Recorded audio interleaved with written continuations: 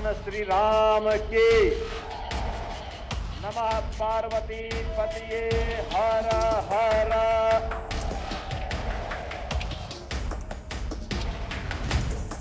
उत्तर प्रदेश का कोई भी चुनाव आम नहीं होता और बात जब उस सीट की आती है जिससे दलों की प्रतिष्ठा जुड़ जाती है तो वार भी होता है, पलटवार भी होता है, राजनीति भी भरपूर होती है, जैसे कि इस वक्त मिल्कीपुर उपचुनाव को लेकर जारी है।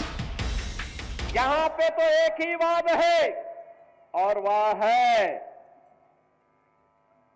कि अयोध्या धाम का एक ही संदेश, एकता से ही अखंड रहेगा ये देश, एकता से। मिल्कीपुर उपचुनाव के लिए 5 फरवरी को वोटिंग होगी तो 8 फरवरी को ये तय हो जाएगा कि मिल्कीपुर की जनता ने किसे चुना। मिल्कीपुर उपचुनाव में समाजवादी पार्टी ने अयोध्या लोकसभा चुनाव जीतने वाले अवधेश प्रसाद के बेटे अजीत प्रसाद को सियासी रण में उतारा है, तो दूसरी ओर बीजेपी ने चंद्रभान पासवान पर दांव लगाया है।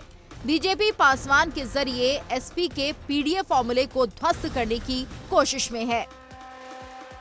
2024 लोकसभा चुनावों में फैजाबाद में मिली हार का बदला बीजेपी मिल्कीपुर सीट को जीतकर बराबर करना चाहती है। सीएम योगी खुद चुनावी रैली कर रहे हैं तो उनके निशाने पर समाजवादी पार्टी और अखिलेश यादव हैं। एक परिवारवाद की राजनीति वे लोग कर रहे हैं जिन्होंने केवल और केवल अपने परिवार की चिंता की। राम, हिंदुत्व और विकास के जरिए मुख्यमंत्री योगी आदित्यनाथ मिल्कीपुर में बीजेपी के लिए जीत की राह आसान बनाने की कोशिश में जुटे हैं। वहीं अखिलेश यादव पीडीए के भरोसे हैं। फैजाबाद सीट पर बीजेपी को लोकसभा चुनाव में मिली हार के बाद मिल्कीपुर उपचुनाव हाई प्रोफाइल हो गया है। अब जनता को तय करना है कि मिल्कीपुर में बीजेपी का बदला पूरा होगा या समाजवादी पार्टी को एक बार फिर उसका साथ मिलेगा। Bureau report, India daily.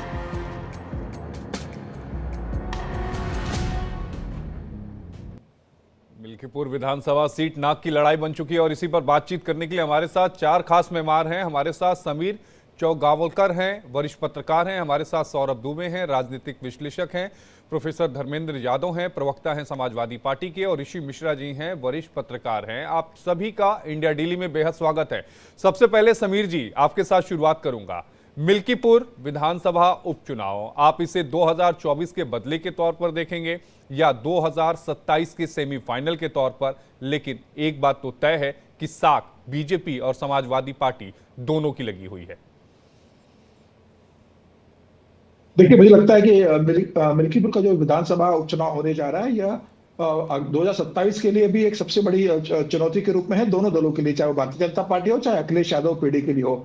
Bharatiya Janata party के लिए ज्यादा महत्वपूर्ण इसलिए है कि जिस तरीके से फैजाबाद लोकसभा हारने के बाद अखिलेश प्रसाद को लेकर जो उत्तर प्रदेश के पूर्व मुख्यमंत्री थे, जिस तरीके से लोकसभा में घूम रहे थे और जिस तरीके से भारतीय जनता पार्टी को चिढ़ाने का काम कर रहे थे कि देखिए आपने राम मंदिर का निर्माण किया और आप फैजाबाद सीट हार गए, मुझे लग रहा है कि अब जो वहां के जो मतदाता जो वोट करने वाले हैं वो प्रायश्चित का वोट होगा कि उन्हें इस बात का प्रायश्चित करेंगे कि हमने फैजाबाद सीट भारतीय जनता पार्टी को राम मंदिर का निर्माण होने के बाद भी 2024 के लोकसभा में चुनाव में हरा दिया था। और इसका काफी असर आप देखिए कि जिस तरीके से अभी बाकी 9 सीटों पर उपचुनाव हुए थे, जिसमें से 7 सीटें भारतीय जनता पार्टी जीती और समाजवादी पार्टी सिर्फ 2 सीटें जीती। समाजवादी पार्टी की एक अच्छे प्रभाव वाली कुंदर की सीट भारतीय जनता पार्टी जीत चुकी है। तो मुझे लग रहा है कि मिल्कीपुर में योगी आदित्यनाथ ने कमाल संभाल ली है। जिस तरीके से आज सुबह उन्होंने वहां प्रचार अभियान किया है, जिस तरह योगी सरकार के कैबिनेट मंत्री वहां पर है, जिस तरह से योगी सरकार बता रहे हैं कि किस तरीके से वहां मोइन खान ने किस तरीके से एक दलित बेटी के साथ वहां पर गैंगरेप किया था, उस सबको याद दिला रहे हैं। और जिस तरीके से योगी आदित्यनाथ का प्रशासन रहा है, और मुझे लग रहा है कि इस बार भारतीय जनता पार्टी की जीत वहां सुनिश्चित है। मिल्कीपुर भारतीय जनता पार्टी जीतेगी। जिस तरीके से अभी बाकी उपचुनाव में भारतीय जनता पार्टी ने अच्छा प्रदर्शन किया था। जी समीर जी, आप बने रहिएगा। आज उत्तर प्रदेश का स्थापना दिवस मनाया जा रहा है। इस मौके पर सीएम योगी आदित्यनाथ कार्यक्रम में शामिल हुए हैं। सीधी तस्वीरें हम आपको दिखा रहे हैं। सीएम योगी आदित्यनाथ कार्यक्रम में शामिल हुए हैं। लखनऊ से सीधी तस्वीरें हैं। उपराष्ट्रपति जगदीप धनखड़ को भी आप तस्वीरों में देख सकते हैं। आज उत्तर प्रदेश का शुभारंभ कार्यक्रम जो है उत्तर प्रदेश दिवस का वो मनाया जा रहा है। स्थापना दिवस कार्यक्रम का आयोजन है। सीधी तस्वीरें हम आपको लखनऊ से दिखा रहे हैं।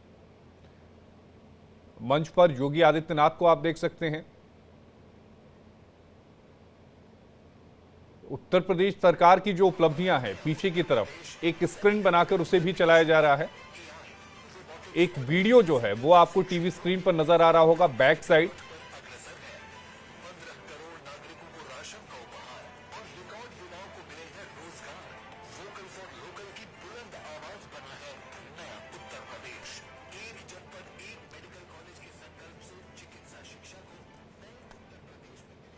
तो स्थापना दिवस कार्यक्रम में योगी आदित्यनाथ थे। सीधे आप वापस अपनी चर्चा पर चलते हैं। सौरभ दुबे जी, आप समीर जी को सुन रहे होंगे। समीर जी ये कह रहे हैं कि 2024 का ये बदले के तौर पर भी देखा जा सकता है, क्योंकि जिस तरह से समाजवादी पार्टी ने ये दिखाया, बतलाया और समझाने की कोशिश की कि भले ही अयोध्या में श्री राम मंदिर का निर्माण हो गया हो, लेकिन उसके बावजूद बीजेपी जो है वो सीट हार गई थी। देखिए, मैं समीर जी की बात को ही आगे बढ़ाते हुए कहना चाहता हूं कि अब ये जो साख का प्रश्न है, ये साख का प्रश्न बन गया समाजवादी पार्टी के लिए। क्योंकि जिस प्रकार से समाजवादी पार्टी ने दम भरा था लोकसभा चुनाव में, जिस प्रकार से उन्होंने कुछ ऐसी बातें कही थी जिससे जनता को गुमराह करने का प्रयास किया था। मैं इसलिए कह रहा हूं क्योंकि उन्होंने संविधान को खतरे में बताया था, उन्होंने आरक्षण को खतरे में बताया था। उन्होंने कहा था कि अगर मोदी जी तीसरी बार प्रधानमंत्री बनेंगे तो संविधान बदल दिया जाएगा, आरक्षण छीन लिया जाएगा। इस तरह के जो बेबुनियाद आरोप हैं उसको फैलाने का काम किया था समाजवादी पार्टी ने, कांग्रेस पार्टी ने, दोनों के मुखिया राहुल गांधी और आदरणीय जो है अखिलेश यादव जी ने। और उसके बाद जो उपचुनाव होते हैं तो उपचुनाव के अंदर 9 में से जो है वो 7 सीटें भारतीय जनता पार्टी जीत करके अपनी साख वापस लेकर के आती है। भारतीय जनता पार्टी ये दिखाती है कि जो आप लोगों ने एक नैरेटिव सेट किया था, उस नैरेटिव के साथ जनता नहीं है। गलतफहमी हो गई कुछ लोगों को, जो उसको आप लोगों को वोट मिल गया, लेकिन वो जनता ने अपनी गलतफहमी को दूर किया और जनता ने वापस भारतीय जनता पार्टी में विश्वास दिखाया। 9 में से विधानसभा की 7 सीटें भारतीय जनता पार्टी को जो है वो बड़े बहुमत के साथ, ऐसी सीटें थी जिसपे समाजवादी पार्टी दावा करती थी कि वो उसकी पारंपरिक सीटें हैं, वो भारतीय जनता पार्टी के पास कभी जा ही नहीं सकती, जिसमें से एक कुंडरकी थी। कुंडुरकी की बात कर रहा हूँ, करहल की बात कर रहा हूँ। ये सब सारी सीटें जो है वो समाजवादी पार्टी के हाथ से छीन करके भारतीय जनता पार्टी ने वापस ले ली। अब मिल्कीपुर का जो चुनाव है, मिल्कीपुर का चुनाव वापस जो है वो समाजवादी पार्टी के लिए प्रश्न चिन्ह खड़ा कर दिया है कि अगर गलती से मिल्कीपुर जो है वो समाजवादी पार्टी जी जान लगाने के बाद भी हार जाती है तो ये बहुत बड़ा प्रश्न समाजवादी पार्टी के नेताओं के ऊपर लगेगा कि क्या वास्तव में जो समाजवादी पार्टी को लोकसभा के अंदर वोट मिला था वो कहीं ना कहीं गुमराह करने के कारण, गलत नैरेटिव सेट करने के। लेकिन सौरभ जी, अगर बीजेपी हार जाती है तो? नहीं, बीजेपी के हारने के चांसेस बिल्कुल दिख नहीं रहे हैं। इसलिए नहीं दिख रहे हैं क्योंकि भारतीय जनता पार्टी अभी पिछला ही चुनाव, अभी 1 महीना भी नहीं हो रहा है जो विधानसभा के उपचुनाव हुए थे, उसका जो रिजल्ट देखा आपने तो लगता है साफ साफ कि जो अयोध्या के नरेश, बताइए, मर्यादा पुरुषोत्तम भगवान श्री रामचंद्र, चुनाव कोई जीते चुनाव कोई हारे, हमें उससे कोई लेना देना नहीं है। लेकिन आप अगर मर्यादा पुरुषोत्तम भगवान श्री रामचंद्र जो सनातनियों के प्रेरणा स्रोत हैं, अगर आप उनकी जगह जो है अयोध्या का नरेश जो है वहां के एक व्यक्ति विशेष को बताते हैं तो निश्चित रूप से जनता वहां की जवाब। धर्मेंद्र जी, आप सौरभ जी को सुन रहे होंगे। सौरभ जी ये कह रहे हैं कि मिल्कीपुर विधानसभा सीट जो है वो समाजवादी पार्टी की साख का है और वो कह रहे हैं कि हाथ से फिसलती हुई नजर आ रही है।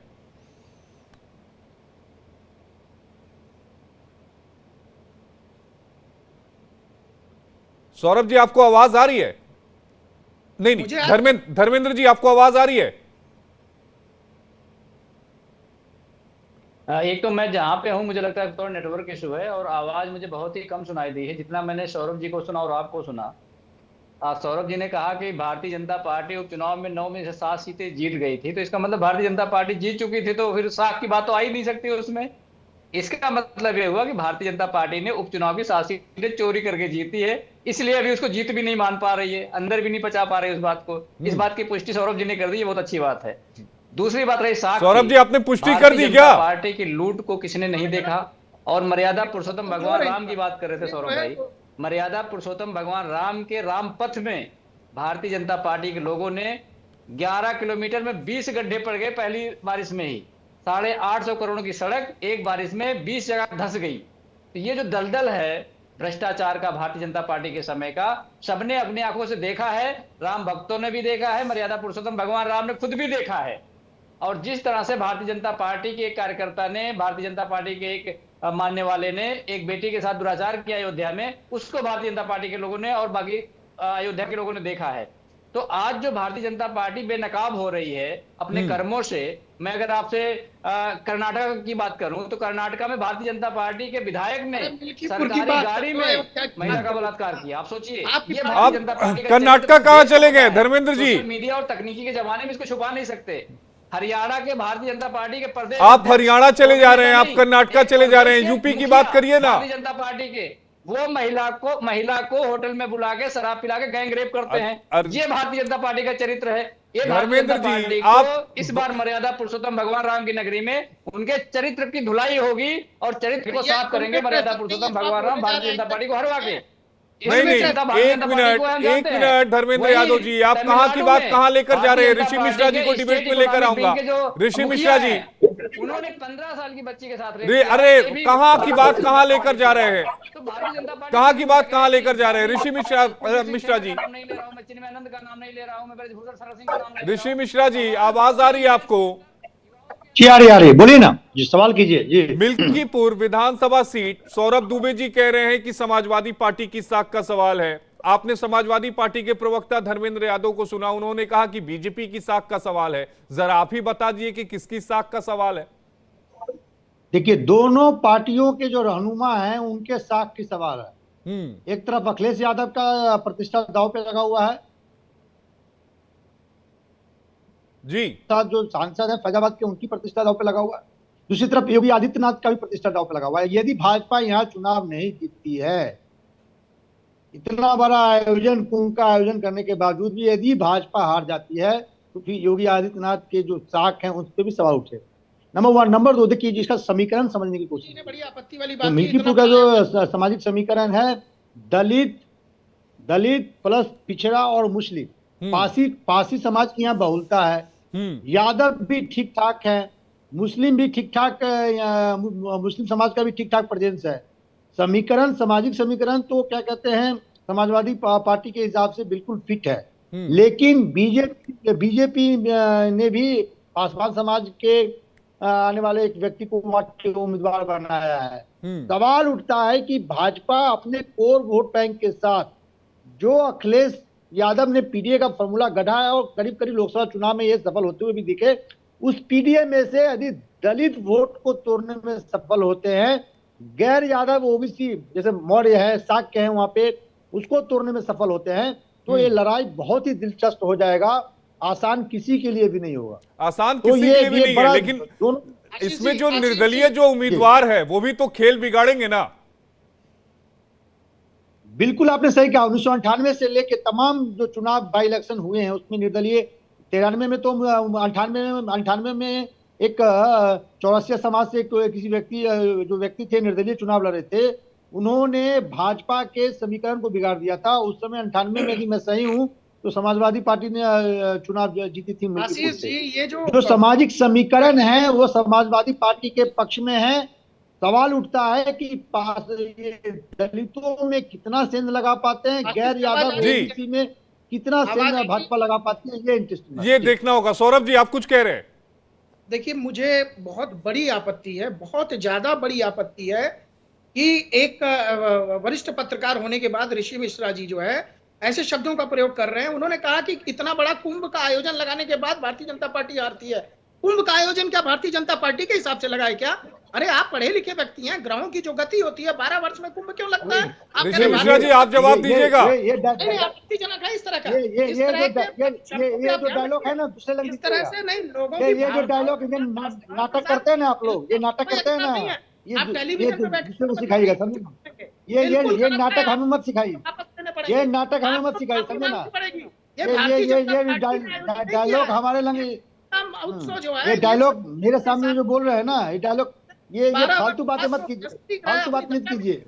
गरीबों के पेट में रोटी नहीं है, लोगों के तन में कपड़ा नहीं है, लोगों को जोर नहीं है, नाटक करते हैं, बकवास करते हैं, बकवास करते हैं आप, बकवास आप करते हैं बैठ करके, कुंभ के ऊपर सवाल उठाते हैं। वरिष्ठ पत्रकार मैंने बनते कुंभ का हैं। सवाल उठाया है क्या? आपने कुंभ बोला का सवाल कि- उठाया, फिर मुख्यमंत्री क्यों कहते हैं? फिर मुख्यमंत्री क्यों कहते हैं? पार्टी कुंभ का आयोजन कर रही है। संवैधानिक भारतीय जनता पार्टी कुंभ का आयोजन कर रही है। लोग किसी देश कमाल की का बात करते हैं। करेंगे। अरे आप अपनी चीजों को, आप अपने सकते हैं। शब्दों को ध्यान नहीं देते। आपसे गलती हुई, माफी मांग लीजिए, माफी मांग लीजिए ऑफिस में, आपने गलत शब्द बोला है।